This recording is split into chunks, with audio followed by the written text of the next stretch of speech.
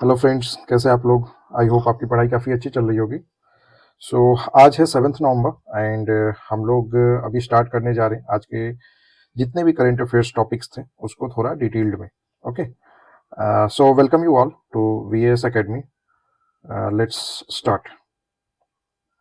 कल हमने देखा था एक प्रीवियस ईयर क्वेश्चन जो कि ये था कि जो स्टेट इलेक्शन कमीशन है उसको कौन से कॉन्स्टिट्यूशन अमेंडमेंट से वो रिलेट करता है। ठीक है, तो हमें इसको बताना है। क्या ये 73rd कॉन्स्टिट्यूशन अमेंडमेंट से है, 67 कॉन्स्टिट्यूशन अमेंडमेंट, 57 कॉन्स्टिट्यूशन अमेंडमेंट, या फिर इनमें से दो या फिर कोई नहीं। ये प्रीवियस ईयर क्वेश्चन है। ठीक है, और बीपीएससी में आया हुआ ये क्वेश्चन है। सो अभी हम लोग इसको डिस्कस करते हैं। ये इसका करेक्ट आंसर होगा by the way 73rd constitution amendment act. Okay, explanation देखें तो जो 73rd 73वां संविधान संशोधन 1992 का जो था उसमें पंचायती राज को ऐड किया गया था। ठीक है, पंचायती राज इंस्टीट्यूशन को ऐड किया गया था और उसको कंडक्ट करने के लिए स्टेट इलेक्शन कमीशन को क्रिएट किया गया था। ओके, किस आर्टिकल के तहत? आर्टिकल 243 के तहत इसको क्रिएट किया गया था। ओके, यहाँ पे एक मोस्ट इंपॉर्टेंट हो जाता है, मैं आप लोग को बोलूंगा कि 243 के तो creation of state election commission है, इसके अलावा भी बहुत सारे सब आर्टिकल्स हैं, उसको भी याद रखें। लाइक स्टेट इलेक्शन, लाइक पंचायती राज का रोल क्या रहता है, उनका टर्म क्या रहता है, ये सभी चीजें क्या अलग अलग आर्टिकल्स हैं, उनका बजट क्या रहता है। तो ये सभी चीजों का जो आर्टिकल्स है उसको याद करना काफी जरूरी है, एग्जाम्स में डायरेक्टली क्वेश्चन आते हैं। So I would suggest to go through it. Okay, state election commission का रोल क्या रहता है? ये इलेक्शंस कंडक्ट करती है किसकी? पंचायती राज की और म्युनिसिपैलिटीज की। ओके, जो कि म्युनिसिपल कॉर्पोरेशन किसके द्वारा ऐड किया गया था? 74 कॉन्स्टिट्यूशन, मतलब पंचायती राज 73rd से और म्युनिसिपल 74th से। ओके, ठीक है, करंट अफेयर्स की तरफ आते हैं। अभी हमारी जो प्रेसिडेंट है, she is on visit to Angola and Botswana. Angola और बोत्सवाना को अगर आप को रिलेट कर सकते हैं तो मैं ये बोलूंगा कि ये एक अफ्रीका का नेशंस है, अफ्रीकन सब कॉन्टिनेंट का नेशंस है। अगर अंगोला को देखते हैं तो अंगोला एक कोस्टल रीजन है, आप मैप में भी देख सकते हैं, ये रहा अंगोला। ठीक है, ये वेस्ट कोस्ट में आता है, south west coast of Africa. Okay, ये कोस्टल रीजन में आता है। ये इनका इकोनॉमी मेनली डिपेंड करता है that is oil and minerals पे, rich in oil and mineral this country is. Okay, यहाँ पे एक कैबिंडा एक्सक्लेव है जो कि इस अंगोला को सेपरेट करती है डेमोक्रेटिक रिपब्लिक ऑफ कॉन्गो। ये देख सकते हैं, डेमोक्रेटिक रिपब्लिक ऑफ कॉन्गो है और यहाँ पे ये सेपरेशन लाइन है जिसका कैबिंडा इन एक्सक्लेव बोलते हैं। ओके, तो क्वेश्चन डायरेक्ट आएगा कि कैबिंडा एक्सक्लेव जो है वो किन दो देशों को सेपरेट करती है? तो it is Angola and Congo. Okay, या फिर ऐसे क्वेश्चन आ सकता है कि कॉन्गो और अंगोला को कौन से लाइक लाइन है या फिर सॉरी लाइन है जो कि सेपरेट करती है, that is Cabinda exclave. Okay, Angola के बारे में थोड़ा और जाने तो ये लाइक सिंस 2002 से यहाँ पे सिविल वार थोड़ा मोड़ा चलते ही रहता है, जिसके कारण जो इकोनॉमी है अभी तक उतने अच्छे तरीके से स्टेबल नहीं हुआ है। इन अगर देखा जाए, यहाँ पे जो लोग हैं वो या तो बटुआ ट्राइब से बिलोंग करते हैं या फिर पोर्तुगीज। ओके, पोर्तुगीज इसलिए क्योंकि अंगोला पहले पोर्तुगीज की कॉलोनी हुआ करती थी। ओके, इसीलिए यहाँ का जो ऑफिशियल लैंग्वेज भी है that is also Portuguese. Okay, और इसका कैपिटल कहाँ है? Luanda. Okay, coming to the next, Botswana के बारे में थोड़ा डिस्कस करते हैं। बोत्सवाना एक लैंडलॉक नेशन है। ओके, आप मैप में भी देख सकते हैं, दिस इज बोत्सवाना। ओके, ये लैंड लॉक्ड है। इधर वेस्ट में देखा जाए तो नामीबिया है, ऊपर में जिम्बाब्वे, नीचे साउथ अफ्रीका और थोड़ा सा टच करता है जाम्बिया के साथ। ओके, तो ये एक लैंड लॉक नेशन है, लेकिन यहाँ का इकोनॉमी जो है वो काफी स्टेबल है और ऐसा माना जाता है कि अफ्रीका का ये one of the like fastest growing economy है। क्यों इकोनॉमी है? क्योंकि it is known for diamond mining. यहाँ पे डायमंड माइनिंग काफी लार्ज स्केल पे होता है। और अगर physical geography point of view से देखें तो Botswana is also known for Kalahari Desert. This is a very most important desert of the world. Okay, and यहाँ का ऑफिशियल लैंग्वेज जो है दैट इज इंग्लिश है, क्योंकि ये पहले ब्रिटिश कॉलोनी हुआ करता था, और कुछ लोग यहाँ पे मोस्टली सेत्सवाना एक करके वहाँ का लोकल लैंग्वेज है उसको भी बोलते हैं, और यहाँ का कैपिटल जो है दैट इज गैबोरोन। ओके, यहाँ का कैपिटल है। ठीक है, coming to the next topic that is road accidents. ये एक रिपोर्ट है जो कि पब्लिश किया गया है किसके द्वारा? ये पब्लिश किया गया है ट्रांसपोर्ट रिसर्च विंग, जो TRW बोलते हैं, जो कि ministry of road transport and highway के अंडर में आती है।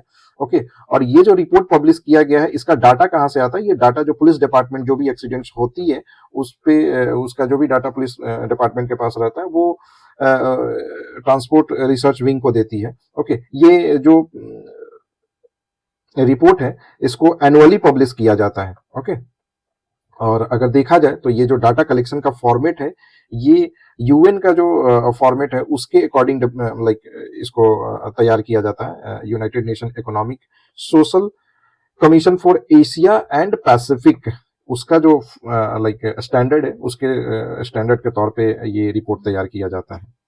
ओके, ठीक है, इस रिपोर्ट के फाइंडिंग्स क्या क्या है वो देख लेते हैं। इस रिपोर्ट का फाइंडिंग ये है कि 2024 में total 4.73 like almost like 4.5 lakh road accidents हुए हैं, जिसमें कि ऑलमोस्ट 2.25 लाख फैटलिटीज हुए हैं, मतलब डेथ हुई है। ओके, और ये जो सर्वे है that is excluding West Bengal. West Bengal को किसी कारण ऐड नहीं किया गया है।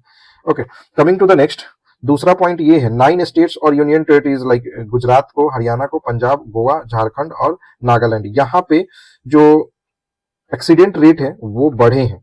ओके, तमिलनाडु अभी तक का 7th देखा जाए तो कंसेक्यूटिव ईयर, लगातार 7वां साल मोस्ट एक्सीडेंट प्रोन स्टेट है, मतलब सबसे ज्यादा यहाँ पे एक्सीडेंट होता है। ओके, उसके बाद तमिलनाडु के बाद मध्य प्रदेश, केरला एंड उत्तर प्रदेश।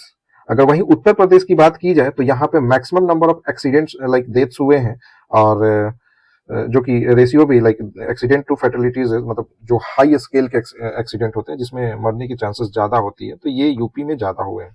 ओके, अगर इसमें अगर एक अच्छी बात देखा जाए तो केरला में अभी लोवेस्ट मतलब शार्पेस्ट अगर बोला जाए तो सॉरी लोवेस्ट जो एक्सीडेंट रेट है दैट इज इन केरला कम हुए हैं, और वहीं अगर देखा जाए तो तेलंगाना में ये रेट जो है काफी शार्प तरीके से लाइक देखा जाए बहुत ही कम हुआ है ये एक्सीडेंट्स, तो that is a good news. Okay, okay, नौला देही मोस्ट इंपॉर्टेंट, काफी बार ये एग्जाम्स में आए हुए हैं डायरेक्टली, दैट नौला देही वाइल्ड लाइफ सेंचुरी कौन से स्टेट में बिलोंग करता है, किस स्पेसीज के लिए बिलोंग करता है।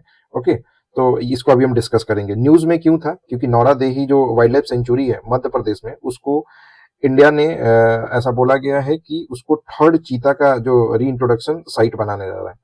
पहले सबसे पहले कूनो जो रिजर्व है उसको बनाया गया, चीता वहां लाया गया, फिर गांधी सागर जो राजस्थान में है वहां उसको लाया गया, कूनो मध्य प्रदेश में आप जानते होंगे। अभी नौरा देही को बनाया जा रहा है, नौरा देही भी मध्य प्रदेश में ही है, और मध्य प्रदेश का ये लार्जेस्ट वाइल्ड लाइफ सेंचुरी है, ये पता होना चाहिए। ओके, जो कि विंध्यास अपर विंध्यास रेंज में आता है, ट्रॉपिकल डिसीडियस फॉरेस्ट है। थोड़ा सा अगर देखा जाए तो चीता के लिए ये काफी लाइक गुड इन्वायरमेंट होगा। यहाँ पे जो मोस्टली जो ट्री है, टीक ट्री यहाँ पे डोमिनेट करता है। Apart from that other tree is also available, but teak is most prominent.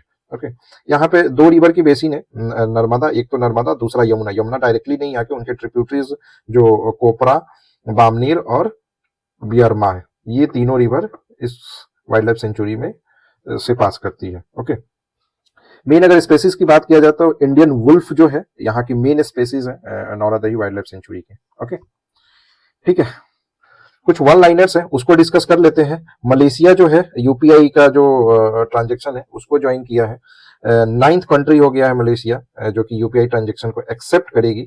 Okay, इससे पहले भूटान, सबसे पहले France, Mauritius, Nepal, Singapore, Sri Lanka, UAE and Qatar, ये सभी देशें ऑलरेडी एक्सेप्ट यूपीआई ट्रांजेक्शन को एक्सेप्ट कर चुकी है। अभी मलेशिया ने 9th ये नेशन है जो कि एक्सेप्ट की है। ओके, ठीक है, इंडिया जो है वो सेलिब्रेट कर रही है 100 years of hockey, Indian hockey जो का जो टीम का फॉर्म हुआ था दैट इज 1925 में ग्वालियर में फॉर्म हुआ था हॉकी फेडरेशन ऑफ इंडिया या इंडियन हॉकी फेडरेशन, उसका अभी 100 साल हो गए हैं, तो इंडिया इसको सेलिब्रेट कर रही है। तो डायरेक्टली क्वेश्चन आ सकता है कि इंडियन हॉकी फेडरेशन को कब एस्टेब्लिश किया था, तो इट वाज इन 1925। ओके, एक दवा है, यू कैन से ड्रग, जिसका नाम है मोन्जारो। ये मोन्जारो जो दवा है, ये रिकॉर्ड बनाया है सेल, स्पेशली अक्टूबर मंथ में इसने मोर देन 1 बिलियन का सेल जो है वो अचीव किया है। कारण क्या है, क्यों ये अचीव हो रहा है? क्योंकि ये एक हाई वैल्यू सेलिंग ड्रग है, लाइक इसमें सबसे ज्यादा सेल हुआ है, और ये वेट लॉस मेडिसिन है। ओके, जिसको मैन्युफैक्चर करती है कौन सी कंपनी? इली लीली कंपनी। ओके, क्योंकि ये इससे वेट लॉस होता है, तो हम जानते हैं इंडिया में obesity is most, you can say prominent, almost सभी लोगों, स्पेशली इंडिया में फैट कंजम्पशन या फिर कोई भी चीज़ें जो हम कंज्यूम करते हैं, उसमें फैट की मात्रा काफ़ी ज़्यादा होता है, जिसके कारण, और एट द सेम टाइम जो एक्सरसाइजेस होते हैं ये सब काफ़ी कम होता है, जिसके कारण जो ओबेसिटी है वो काफ़ी हाई रेट पे है, और उसको लॉस करने के लिए लोग ये मेडिसिन खरीद रहे हैं। Okay, okay, 18th urban mobility India conference चल रहा है। ओके, ये कहाँ पे? न्यू दिल्ली में चल रहा है, और इसका जो इस बार का थीम है urban development and mobility nexus. Okay, कुछ करंट अफेयर्स के क्वीज है, उसको देख लेते हैं। ठीक है, मैं चाहूंगा आप लोग भी इसके कमेंट्स, लाइक अगर कमेंट्स कर सकते हैं तो please do. Okay, national cancer awareness day अभी सेलिब्रेट किया गया है, तो आपको बताना है क्या ये 7 अगस्त को सेलिब्रेट किया जाता है, 12 सितंबर को, 7 नवंबर को, या फिर 8 नवंबर को? तो it is celebrated on the 7 November. Okay, तो C is the correct answer. Okay, Torkham border जो है, सॉरी टोरकाम बॉर्डर जो है, ये अभी न्यूज में था, क्योंकि डिस्प्यूट चल रहा है। तो ये किन दो देशों के बीच में है? इंडिया पाकिस्तान के बीच में, इंडिया बांग्लादेश के बीच में, पाकिस्तान चाइना के बीच में, या अफगानिस्तान पाकिस्तान के बीच में? तो इसका करेक्ट आंसर होगा अफगानिस्तान पाकिस्तान के बीच में ये टोरकम बॉर्डर है। नेक्स्ट क्वेश्चन ये है कि कौन सा इंडियन स्टेट है जो कि फर्स्ट इंडियन स्टेट होगा जो कि स्टार लिंक के साथ, स्टार लिंक हम सभी जानते हैं एलॉन मस्क की कंपनी है, उसके साथ एक डील साइन किया है फॉर एडवांस्ड सैटेलाइट टेक्नोलॉजी? तो इसका आंसर क्या होगा आप बताएं? कर्नाटका, महाराष्ट्र, गुजरात, या फिर केरला? ओके, तो इसका आंसर होगा महाराष्ट्र। नेक्स्ट जो क्वेश्चन है वो है कि नेशनल डिजिटल फ्रेमवर्क अभी एक लॉन्च हुआ है, इंडियन पोर्ट को डाटा ड्रिवन और एआई एनेबल्ड करना है। ये लॉन्च कब हुआ? इंडियन मैरीटाइम वीक जो चल रहा है उसमें। तो क्या नाम है उस फ्रेमवर्क का जिसमें कि इंडियन पोर्ट्स को एआई एनेबल करना है? तो उसका नाम क्या होगा? वो है डीजी पोर्ट। ओके, ठीक है, एक प्रीवियस ईयर क्वेश्चन देख लेते हैं, जो हम लोग हर एक वीडियो में जो हमारा ट्रेंड है कि हर दिन हम एक प्रीवियस ईयर क्वेश्चन सॉल्व करेंगे। तो वो है कि इस बार का जो क्वेश्चन है दैट इज कि कुछ इम्पेयर्स है, मेडिएवल हिस्ट्री के इम्पेयर्स है, और उनका टॉम कहाँ पे लोकेटेड है उसको बताना है। बाबर, हुमायूं, जहांगीर और शाहजहां, और इनके टॉम कहाँ पे है? आगरा, लाहौर, दिल्ली और काबुल। आपको करेक्ट आंसर बताना है, and we will discuss this question in detail in the next video. By the time please try from your end also. Okay, so thank you so much. ये था आज का हमारा करंट अफेयर्स का session. I hope it was very much useful, and आगे जितने भी exams होंगे आई होप इसमें से काफ़ी क्वेश्चन स्ट्राइक करने जा रहे हैं। Okay, so keep watching and please like it, share it and subscribe it. I do have a Telegram channel also where I use to upload जो भी कंटेंट्स मैं यहाँ पढ़ाता हूँ, वो सभी चीज़ें मैं टेलीग्राम चैनल पे भी अपलोड करता हूँ। अपार्ट फ्रॉम दैट बहुत सारे एमसीक्यूज भी मैं उधर अपलोड करता हूँ, तो I suggest you join it and try it there. Okay. So thank you so much. Have a good day.